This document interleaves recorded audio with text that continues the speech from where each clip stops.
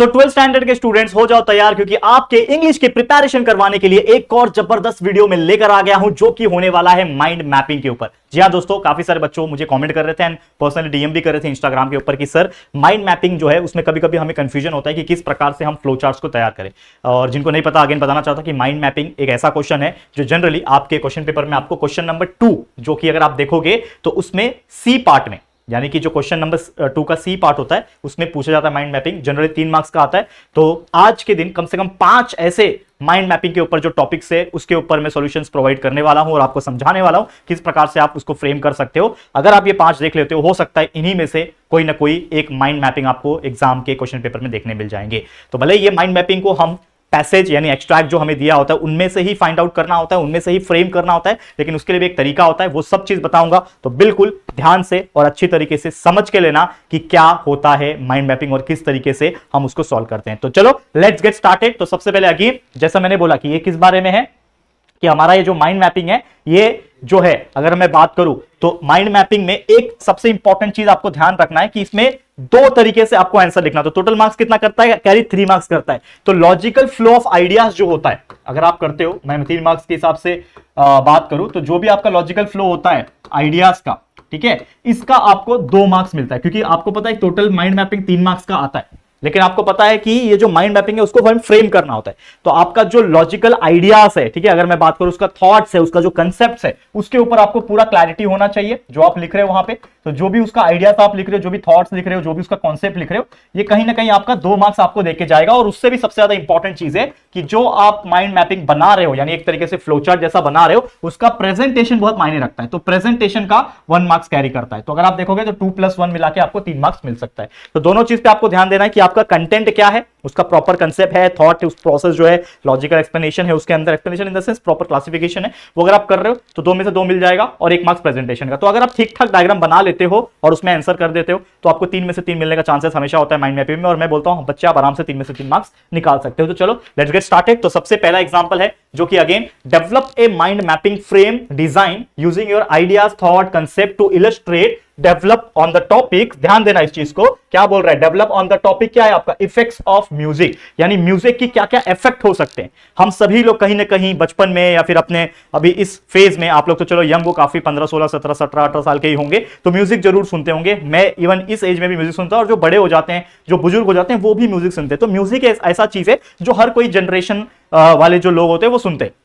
तो इसके क्या परिणाम हो सकते हैं, कुछ अच्छे परिणाम हो सकते हैं, कुछ बुरे भी हो सकते हैं। तो ये सब चीज हम देखेंगे। तो जनरल तौर पे माइंड मैपिंग में आपको इन शॉर्ट फ्लो चार्ट्स बनाना होता है। तो यहां पे सबसे पहले आप एक कुछ भी डिजाइन, आपको कुछ भी हो सकता है, लेआउट जो होता है वो कुछ भी हो सकता है कि आपके टॉप में हेडिंग लिखा, उसके बाद आपने ब्रांचेस बनाया, आपने साइड में एक टॉपिक लिखा, उसके बाद यहां से ब्रांचेस बनाया, आपने बीच में मेन टॉपिक लिखा और उसके बाजू में सर्कल सर्कल करके बनाया। तो ये टोटली आपके ऊपर डिपेंड करता है कि आप उसका डिजाइन कैसा बनाते हो। ये कहीं नहीं लिखा है कि डिजाइन अपने मन से बना, मतलब डिजाइन जो रूल है उसके हिसाब से बना है। डिजाइन का कोई रूल नहीं है, आपका बस प्रॉपर तरीके से वो फ्लो चार्ट दिखना चाहिए एक के अंदर एक। तो यहां पे सबसे पहले मैंने इफेक्ट्स ऑफ म्यूजिक लिखा है, उसके बाद क्लासिफाई किया है 2 टाइप में। क्या क्लासिफाई किया है कि इफेक्ट्स ऑफ म्यूजिक जो है वो 3 हिस्सों में डिवाइड है। एक है आपका मेंटल इफेक्ट्स, क्योंकि इफेक्ट बताना है मुझे, तो एक उसका मेंटल इफेक्ट होगा, दूसरा उसका इमोशनल इफेक्ट होगा, और तीसरा जो होगा वो उसका फिजिकल इफेक्ट होगा। क्योंकि भाई इमोशनली भी हम म्यूजिक से कनेक्ट करते हैं, फिजिकली भी कहीं ना कहीं कुछ फायदे हैं उससे, और कहीं ना कहीं मेंटली भी है। तो एक एक करके पढ़ेंगे। तो सबसे पहले पढ़ेंगे मेंटल इफेक्ट्स। तो अगर आपको लिखना है उसका मेंटल इफेक्ट क्या है कि भाई म्यूजिक सुनने से क्या क्या होता है, अगर आप देखोगे, जैसे मैं यहां पे आपको बता रहा हूं कि म्यूजिक सुनने से आपका माइंड रिलैक्स होता है, रिलैक्सेस माइंड। म्यूजिक सुनने से आपका मूड इंप्रूव हो जाता है। कभी कभी हम सैड फील करते हैं, कभी कभी कुछ ऐसा होता है, तो हम म्यूजिक अच्छा सुन लेंगे ना तो मन मुताबिक तो हम नाचने लग जाते हैं। तो बहुत इजी हो जाता है हम लोग को ये करना। हमारा फोकस कभी कभी हम इंप्रूव कर सकते हैं म्यूजिक सुन के, और हमें थोड़ा लाइट फील होता है, अच्छा फील होता है। तो ये इस तरीके से आप बॉक्सेस बना बना के उसके अंदर लिखोगे तो आप प्रॉपर लिखना। तो पहले आप लोगों को क्या करना है, पहले आपको लिखना है और फिर बॉक्स बनाना है, जिससे ये होगा, क्योंकि अगर आप पहले बॉक्स बना लोगे और फिर लिखोगे तो कुछ वर्ड्स जो है वो बॉक्स के बाहर चले जाएंगे। तो एक चीज हमेशा माइंड मैपिंग में या फिर concept the chart, flow chart, web diagram वाले क्वेश्चन आते हैं, जो इसके पहले मैंने वीडियो बना के दिए हैं। अगर आपने अभी तक हमारे इसके पहले के वीडियोस नहीं देखे तो लगातार काम कर रहा हूं आपके लिए इंग्लिश के लिए। इसके पहले 3 वीडियो डाल चुका हूं इंग्लिश के ऊपर इसी दिन के अंदर, एक ही दिन के अंदर। तो आप जाके पहले तो स्ट्रैटेजी वीडियो देखना, उसके बाद most important activity based question जो कि आपके ग्रामेटिकल पार्ट के होते हैं, पूरा 8 मार्क्स मार्क्स जो आता है पूरे सेक्शन 1 का वो मैंने कवर कराया। फिर जितना आपके फ्लो चार्ट्स आते हैं, मैच द पेयर्स आते हैं, कंसेप्ट वेव वाले डायग्राम वाले क्वेश्चन आते हैं, वो सब मैंने डाल रखे हैं उसमें। आप चेकआउट तो करो जाके, वीडियो अगर नहीं देखा इसके पहले के वीडियो सारे देख लो और इसको भी आप देख लो और 1.5 की स्पीड लगा सकते हो अगर आपको फास्ट फॉरवर्ड में देखना है तो, ठीक है। उसके अलावा फिजिकल इफेक्ट्स की बात करें तो क्या क्या फिजिकल इफेक्ट्स है, उससे इंप्रूव होता है हेल्थ आपका, क्योंकि कहीं ना कहीं म्यूजिक सुनते हो तो जो आपको तकलीफ होती रहती है फिजिकली वो आप कहीं ना कहीं उससे बेटर फील कर सकते हो। दूसरा, उससे आपका कहीं ना कहीं जो फटीग होता है यानी जो थकान होता है, जो ऐसा लगता है कि यार बहुत थक गया हूं, तो बहुत लोग क्या करते हैं थकने के बाद म्यूजिक सुन लेते हैं, फिजिकली काफी अच्छा रिलैक्स फील होता है और नींद भी आ जाती है। तो ये एक बहुत अच्छा चीज है। और एक तरीके से म्यूजिक सुनते सुनते कुछ लोग डांस करते हैं तो एक तरीके से क्या हो जाता है फिजिकली एक्सरसाइज हो जाता है, तो ये एक अच्छा काम हो सकता है। तो ऐसी कुछ चीजें ऐड कर सकते हो।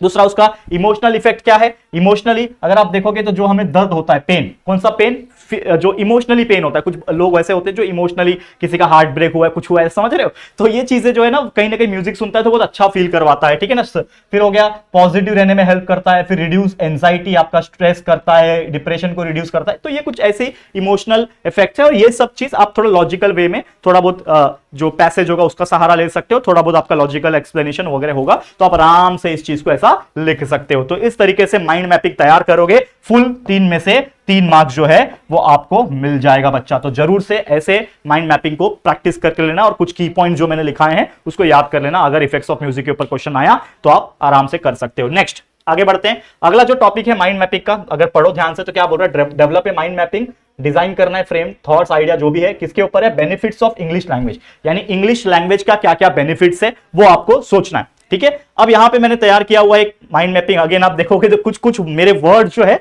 वो इस सर्कल से बाहर निकले, तो एग्जाम में ये गलती मत करना। ये तो मैंने घाई घाई में जस्ट आपको मुझे वीडियो फटाफट बना के देना है कुछ की पॉइंट्स बता के, इसके लिए मैं ये बना रहा हूं। लेकिन आप लोग कुछ ऐसे डब्बे तैयार करोगे, सर्कल तैयार करोगे जो जिसके वर्ड्स अंदर ही रहने, तो ये मार्क्स कटेंगे, फुल मार्क्स नहीं मिलेगा, प्रेजेंटेशन का 1 मार्क्स नहीं मिलेगा। तो ये चीज ध्यान में रखना, मैं अगेन बता रहा हूं, कान खोल के सुन लेना मेरी बात। चलो अब समझो इसको क्या बोल रहा है, बेनिफिट्स ऑफ इंग्लिश लैंग्वेज, ठीक है। देखो यार, बेनिफिट्स ऑफ इंग्लिश लैंग्वेज था, बेनिफिट्स ऑफ माइंड मैपिंग लिख दिया मैंने गलती से, ठीक है, दिमाग में कभी कभी हो जाता है वैसा, ठीक है। तो क्या है, benefits of English language, benefits of English language लिख दिया, बेनिफिट्स ऑफ इंग्लिश लैंग्वेज, ठीक है।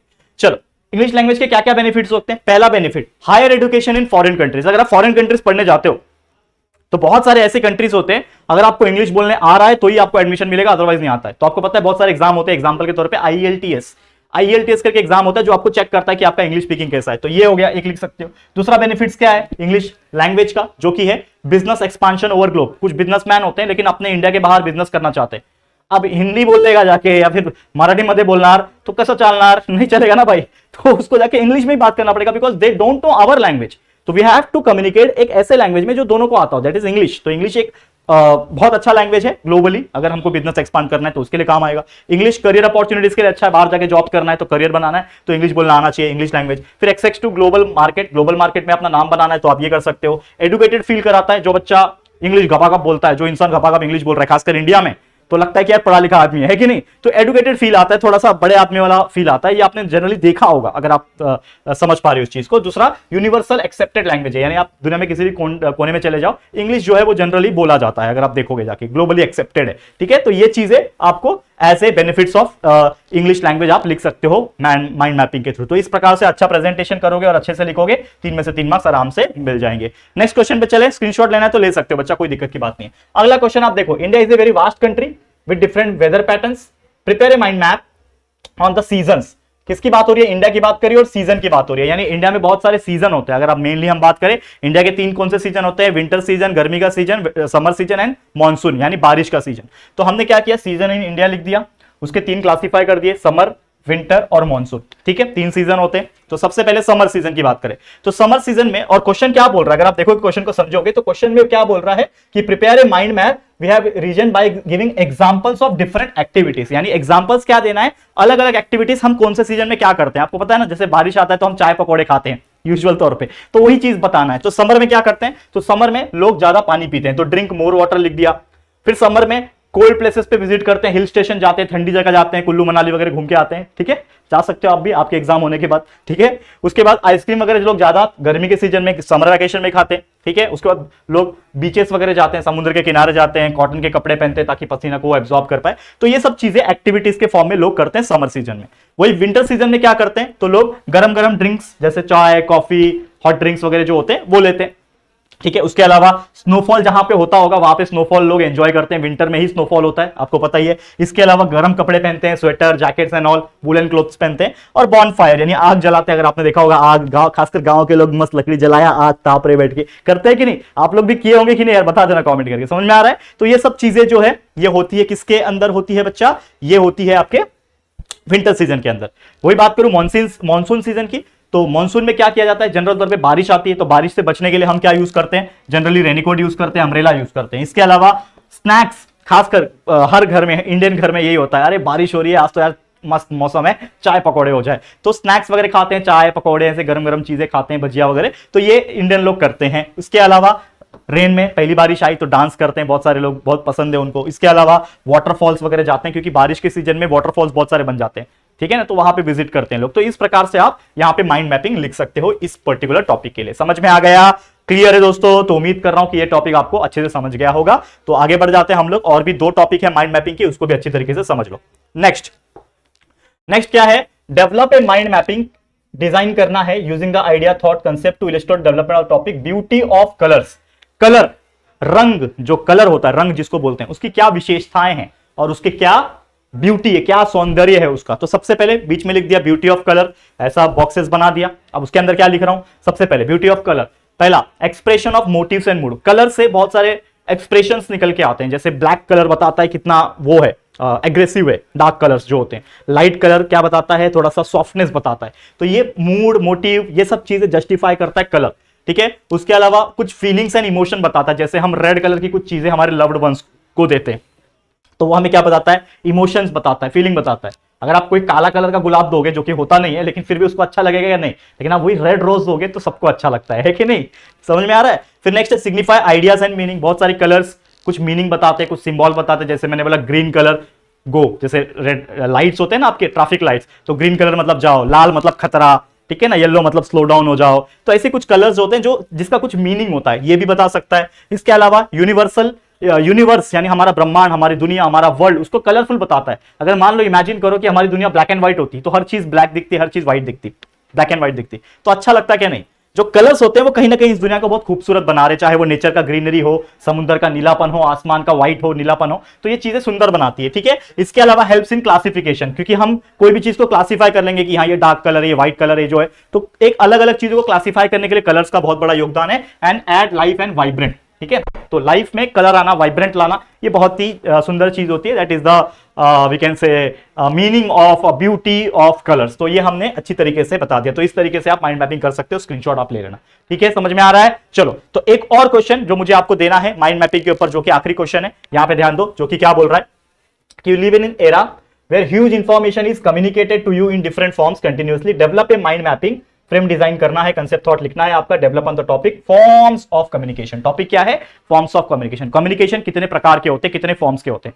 कम्युनिकेशन मतलब बातचीत करना, लेकिन बातचीत भी आज के डेट में अलग अलग प्रकार के हो गए। तो हमने ऊपर लिख दिया कि forms of communication, generally 2 type की बातचीत होती है, एक होता है वर्बल कम्युनिकेशन, दूसरा होता है नॉन वर्बल कम्युनिकेशन। तो एक एक करके स्टडी करते हैं कि क्या होता है। तो सबसे पहले अगर मैं बात करूं वर्बल कम्युनिकेशन की, ठीक है, ध्यान देना, ठीक है, अगर मैं बात करूं वर्बल कम्युनिकेशन की, तो वर्बल कम्युनिकेशन में 2 हिस्से आ जाते हैं। एक होता है रिटन कम्युनिकेशन, एक होता है ओरल, यानी एक लिखा हुआ कम्युनिकेशन, कि मैंने किसी को चिट्ठी लिख दिया, लेटर लिख दिया, तो ये हो गया भाई रिटन कम्युनिकेशन है ना, वर्बल में ही आया, लेकिन किसमें? लेटर के फॉर्म में। मैंने यार किसी को चिट्ठी लिख दी, तो पहले जमाने में कोई दूर रहता था, चिट्ठी लिखा जाता था, या तो मेल डाल दिया भाई, उसमें भी लिखा मैंने, रिटन है ना, लिख ही रहा हूं, टाइप कर रहा हूं मतलब लिखना ही हुआ, ठीक है। उसके अलावा टेक्स्ट कर रहा हूं, किसी को मैसेज भेज रहा हूं। आज के डेट में तो बहुत सारे ऐप है, व्हाट्सएप है, बहुत सारी चीजें हैं, आप लोग चैट करते ही होंगे, पता ही है ना। आजकल तो आपने हमारे लाइव सेक्शन को चैट बॉक्स बना रखा है कि नहीं? तो उसमें भी आप चैट कर लेते हो आके, है कि नहीं, लाइव सेक्शन के चैट सेक्शन में आके।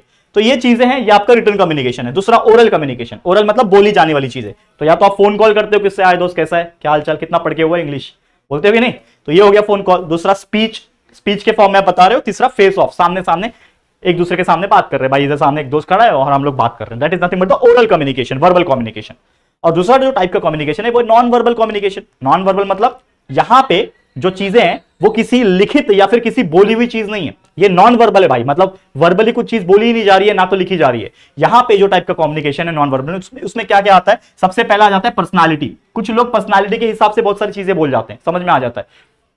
गुस्सा हो गया, हंस दिया तो समझ में आता है ना इमोशन। उसका बॉडी लैंग्वेज, आपका व्यवहार क्या है, बॉडी लैंग्वेज कैसा है कि आप किस तरीके से एक्शन दिखा रहे हो। कुछ ऐसे लोग होते हैं जो विजुअली इंपेयर्ड होते हैं या फिर बात नहीं कर सकते, होता है ना जिनको हैंडीकैप टाइप के लोग होते हैं, तो वो अपने इशारों से कि मेरे को प्यास लगी है तो मैं बोलूंगा यार पानी दे दो, भूख लगी है तो मैं बोलूंगा यार भूख लगी है, सब बोलूंगा ना। तो साइंस एंड सिंबल्स कुछ होते हैं जिससे ये कर सकते हैं, हम लोग कम्युनिकेशन कर सकते हैं। और तीसरा चौथा जो है पाई चार्ट या फिर डायग्राम। कुछ ऐसे डायग्राम्स होते हैं, फ्लो चार्ट्स होते हैं, बहुत सारे ऐसे फ्लो चार्ट्स होते हैं, ये इससे इसके माध्यम से कहीं ना कहीं कम्युनिकेट किया जा सकता है। तो दीज आर सम मेथड्स और we can call it as the communication forms जो हम लोग को ध्यान में रखना है। तो अगर ये क्वेश्चंस आते हैं माइंड मैपिंग के ऊपर तो इस हिसाब से आप अपना जरूर से बना सकते हो माइंड मैपिंग। क्लियर है, समझ में आ गया बच्चा? तो उम्मीद कर रहा हूं कि आप लोग को ये टॉपिक भी अच्छे से क्लियर हो गया होगा। तो बस यही 5 माइंड मैपिंग के क्वेश्चंस थे जो मुझे लग रहे हैं आईएमपी है और question bank point of view plus कुछ previous year questions point of view, ये हमने आपको बता दी। तो जरूर से प्रैक्टिस कर लेना, ठीक है? समझ में आ गया? चलो फिर इसी के साथ आज का वीडियो एंड करता हूं और उम्मीद करता हूं कि ये जो वीडियो हम लगातार आपके अपलोड कर रहे हैं इंग्लिश के लिए वो आपको बहुत ज्यादा हेल्प कर रहा होगा। तो प्लीज जितना हो सके हमारे सभी वीडियो को प्यार दें। वीडियो पसंद आया तो लाइक करें और शेयर करें। एक रिक्वेस्ट ये है कि बहुत मेहनत किया जा रहा है दोस्तों, तो प्लीज अपने सभी 12वीं के फ्रेंड्स तक यार वीडियो को शेयर जरूर से कर देना, ठीक है? और पहली बार चैनल पे आया और यार जिस जेआर कॉलेज चैनल को सब्सक्राइब नहीं किया है तो जेआर फैमिली का ही हिस्सा है दोस्तों, आपके अपने फैमिली का हिस्सा है। तो प्लीज इस चैनल को सब्सक्राइब करके बेल आइकन को प्रेस कर देना, ठीक है दोस्तों? तो चलो फिर जल्दी मिलेंगे एक और न्यू वीडियो में, तब तक के लिए thank you and good bye.